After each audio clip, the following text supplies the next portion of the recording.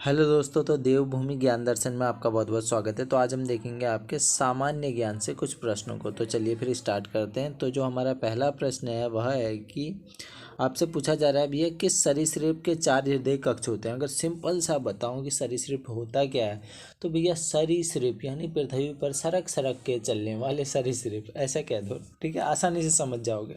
तो इसमें जो हमारा सही आंसर होगा, 4 हृदय कक्ष होते हैं। अब सरीसृप की बात आई है, वैसे आप सभी को पता होगा कि जो मगरमच्छ है, मगरमच्छ के 4 कक्ष होते हैं और मनुष्य में भी आपके 4 कक्ष होते हैं, ठीक है।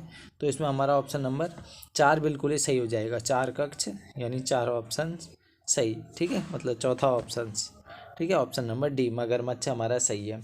4 कक्ष होते हैं।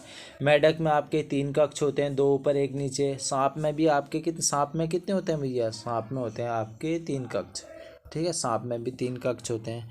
अब बढ़े फिर आगे की ओर, इतना समझ गए आप। सरीसृप में सांप आ जाएगा आपका, छिपकली, मेंढक, मगरमच्छ, ये सभी, ठीक है। तो इसमें जो हमारा आंसर है वह है मगरमच्छ, ठीक है। अब बढ़ते हैं आगे की ओर। फिर जो हमारा अगला प्रश्न है वह हमसे कह रहा है, देखो कि निम्नलिखित में से कौन सा शहर गंगा नदी के तट पर स्थित नहीं है पूछा जा रहा है। तो गंगा नदी के तट पे वाराणसी है ही, आपको पता है, इलाहाबाद है ही, कानपुर है, जयपुर नहीं होगा भैया। ऑप्शन नंबर 4 इसमें हमारा सही हो जाएगा, यानी इसमें हमारा जयपुर आंसर बिल्कुल ही सही है, ठीक है। चलें फिर आगे की ओर। तो देखो कौन कौन से हैं ये आप पहले से ही जानते होंगे। ऋषिकेश है आपका, ठीक है, हरिद्वार है ही, कानपुर, इलाहाबाद, बनारस, पटना, भागलपुर, ये सभी आपके मेन शहर हैं जो स्थित हैं, ठीक है। गंगा नदी आपके गोमुख से निकलती है, आप सभी को पता है, ठीक है, गोमुख यानी गंगोत्री से निकलती है, ठीक है, उत्तराखंड में बहती है, फिर उत्तर प्रदेश, बिहार, झारखंड, पश्चिम बंगाल, ऐसे होते होते आपके ब्रह्मपुत्र के साथ मिलती है और दुनिया का सबसे बड़ा डेल्टा बनाती है, ठीक है। कहाँ भैया, पश्चिम बंगाल की खाड़ी में, ठीक है, सबसे बड़ा डेल्टा बनाती है और बंगाल की खाड़ी में भैया गिर जाती है गंगा नदी, समझ गए। अब बड़े फिर आगे की ओर। फिर जो हमारा अगला प्रश्न हमसे कह रहा है, देखो वह कह रहा है, निम्नलिखित में से कौन सी पुस्तक जवाहरलाल नेहरू द्वारा नहीं लिखी गई है। ध्यान देना भैया, नहीं लिखी गई है पूछा है, ठीक है। तो एन जो ऑटोबायोग्राफी है वो लिखी गई है भैया, दी ब्रोकन विंग्स, ये जो है ना ये नहीं लिखी गई है, यह नहीं लिखी गई है, ये खलील जिब्रान ने लिखी है, ठीक है। तो इसमें हमारा ऑप्शन नंबर बी इसमें हमारा बिल्कुल ही सही हो जाएगा, ठीक है, ऑप्शन नंबर बी सही हो जाएगा।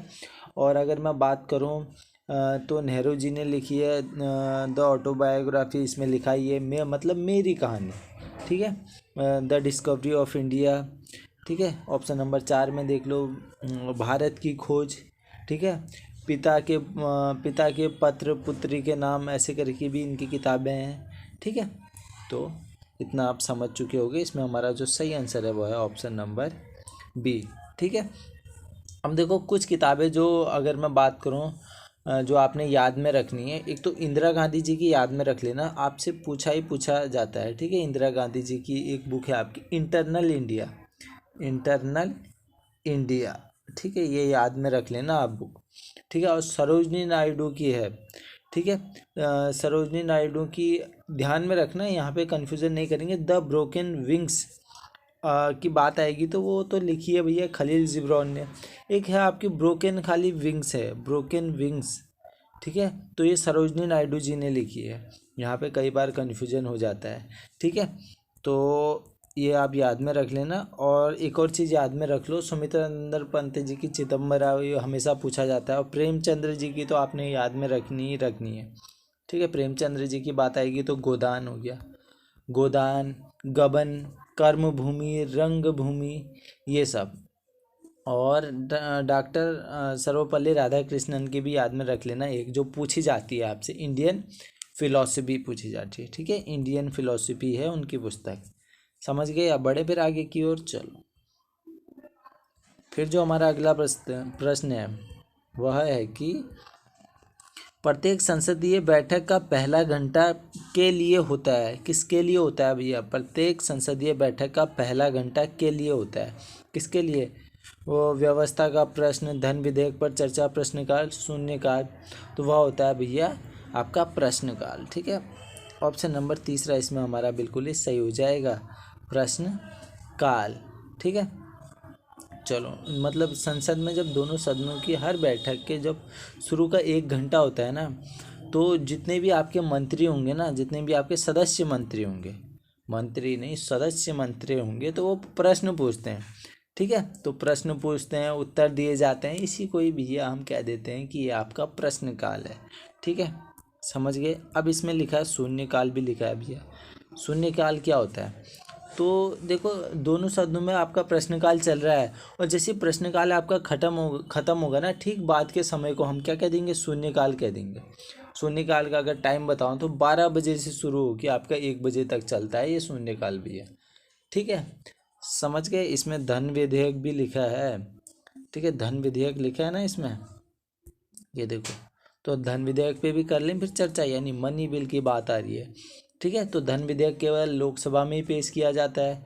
ठीक है, चलो समझ गए। और जैसे संसद की, जैसे देश, और यहाँ पे अगर मैं बात करूँ, ये देश है हमारा। ठीक है, और यहाँ पे ये राज्य है। तो आप सभी को पता होगा देश में अगर संसद बनेगी तो ये राष्ट्रपति को लेके बनेगी। देश अगर मैं बात करूँ राष्ट्रपति, तो यहाँ पे आ जाएगा आपका लोकसभा, यहाँ पे आ जाएगी आपकी राज्यसभा। ठीक है ना, राज्यसभा की भंग नहीं होती है। ठीक है, ध्यान में रख लेना। और इधर क्या आ जाएगा भैया? राज्यपाल। अगर मैं राज्य की बात करूँगा तो राज्यपाल टॉप पे, यहाँ पे आपकी विधानसभा। ठीक है, और यहाँ पे आपकी विधान परिषद। ठीक है, विधान परिषद। अब विधान परिषद कुछ ही राज्यों में है। ठीक है, और ठीक है, और जो भी राज्य हैं, विधानसभा यहाँ पे होगी आपकी, और यहाँ पे विधान परिषद। ठीक है, समझ गए। अब बढ़े फिर आगे की ओर। चलो, इसमें जो हमारा सही आंसर है वह है भैया प्रश्न काल। ठीक है, चलो फिर अब बढ़ते हैं आगे की ओर। फिर जो हमारा अगला प्रश्न है वह है कि हमसे पूछा जा रहा है भैया, भारतीय संविधान के किस अनुच्छेद के तहत किसी राज्य में राष्ट्रपति शासन लागू किया जाता है? किसी राज्य में भैया राष्ट्रपति शासन लागू किया जाएगा तो किसके तहत किया जाएगा? अनुच्छेद 356। ठीक है, ऑप्शन नंबर दूसरा इसमें हमारा बिल्कुल ही सही हो गया। ठीक है ना। अब कैसे लगाते हैं देखो, जैसे आपको केंद्रीय मंत्रिपरिषद है तो वहाँ पे सलाह लेंगे भैया राष्ट्रपति जी। ठीक है, राष्ट्रपति जी सलाह लेंगे, फिर क्या होगा वहाँ पे, फिर राष्ट्रपति जी शासन लगा देंगे। ठीक है, अब कब लगेगा भैया? कब लगेगा? मान लो कोई राज्य है, ठीक है, राज्य है, राज्य विधानमंडल है। ठीक है, अब वहाँ कोई मुख्यमंत्री को चुनने में असमर्थ हो जाते हैं, यानी गठबंधन मान लो टूट जाता है, गठबंधन टूटने की स्थिति में लगा सकते हैं। ठीक है, और किसी कारण जो चुनाव है वो स्थगित हो जाते हैं, तभी भी आपका क्या लग जाता है? राष्ट्रपति शासन लग जाता है। तो कई कारण होते हैं। ठीक है, विधानसभा में बहुमत ना हो भैया, तभी भी आपका लग जाता है राष्ट्रपति शासन। ठीक है, तो हमारा 356 इसमें हम बिल्कुल ही सही है। ठीक है, अब बढ़ें फिर आगे की ओर। फिर जो हमारा अगला प्रश्न है वह है कि देखो, अगला प्रश्न है, फ्लोएम पौधे के किसके परिवहन के लिए जिम्मेदार है? फ्लोएम पौधे में किसके परिवहन के लिए जिम्मेदार है भैया? तो आप सभी को पता है, अगर मैं बात करूं तो बात हो रही है आपके फ्लोएम की, तो ये होगा आपका खाद्य पदार्थ। ठीक है, फूड के लिए भैया ये आपका जिम्मेदार है। ठीक है, खाद्य पदार्थ के लिए। जो अगर मैं बात करूँ फ्लोएम क्या है भैया? एक आपका संवहन ऊतक है, संवहन ऊतक है। ठीक है, यानी वेस्कुलर टिश्यूज है ना ये आपका। ठीक है, और दूसरा अगर मैं बात करूँ, दूसरा संवहन ऊतक क्या होता है? वो होता है जाइलम। ठीक है, जाइलम। जाइलम से जल याद में रख लेना, जल की आपूर्ति करेगा आपका पौधों में जाइलम। ठीक है, फ्लोएम आपकी एक लंबी नली होती है। ठीक है, जो जड़ों में क्या करती है भैया? खाने को अवशोषित करती है। ठीक है, चलो समझ गए आप।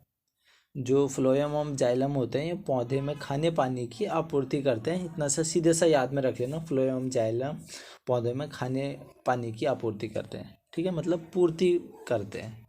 ठीक है, तो सही आंसर इसमें हमारा क्या हो जाएगा? Option number A. अब बढ़ते हैं फिर आगे की ओर। तो 7वां प्रश्न हमसे कह रहा है, देखो, किसी वस्तु के अतिरिक्त एक इकाई के उपभोग के कारण कुल उपयोगिता में रहने वाले परिवर्तन को क्या कहा जाता है? किसी वस्तु के अतिरिक्त एक इकाई के उपभोग के कारण कुल उपयोगिता में रहने वाले परिवर्तन को क्या कहा जाता है? इसको कहा जाता है भैया सीमांत उपयोगिता। ऑप्शन नंबर ए इसमें हमारा बिल्कुल ही सही हो जाएगा। क्या कहा जाएगा भैया? सीमांत उपयोगिता। ठीक है, सीमांत उपयोगिता यानी option number A. Marginal utility क्या होता है भैया? ठीक है, अगर मैं बात करूं वस्तु या सेवा का उपभोग करना यानी कंजप्शन कह सकते हो। ठीक है, कंजप्शन यूनिट में वृद्धि करने पर भी जो भी आपको प्रॉफिट होगा ना, जो भी प्रॉफिट को जब आप उस वस्तु या सेवा की सीमांत उपयोगिता कह देंगे। देखो सीधा सा समझना, कोई वस्तु या मान लो कोई सेवा है, ठीक है, उसके अगर उपभोग यानी उसके कंजप्शन में ना, कंजप्शन यूनिट में जो भी वृद्धि होगी, ठीक ना, वृद्धि होगी, फिर जो भी आपका प्रॉफिट होगा उस वस्तु या सेवा पे, उसी को हम सीमांत उपयोगिता कह देंगे, मार्जिनल यूटिलिटी कह देंगे। ठीक है, और या तो सीधा सा समझ लो, जो भी वस्तु की अंतिम उपयोगिता होगी, अंतिम उपयोगिता, कोई भी वस्तु है उसकी अंतिम उपयोगिता को प्राप्त होने वाले को हम क्या कह देंगे? जब भी वो प्राप्त होगी अंतिम उपयोगिता, उसी को हम सीमांत उपयोगिता कह देंगे। ठीक है, मतलब आप आशा कर रहा हूँ समझ गए होगे। ठीक है, अगर नहीं समझ में आया है तो आप मुझे कमेंट बॉक्स में ज़रूर बताना।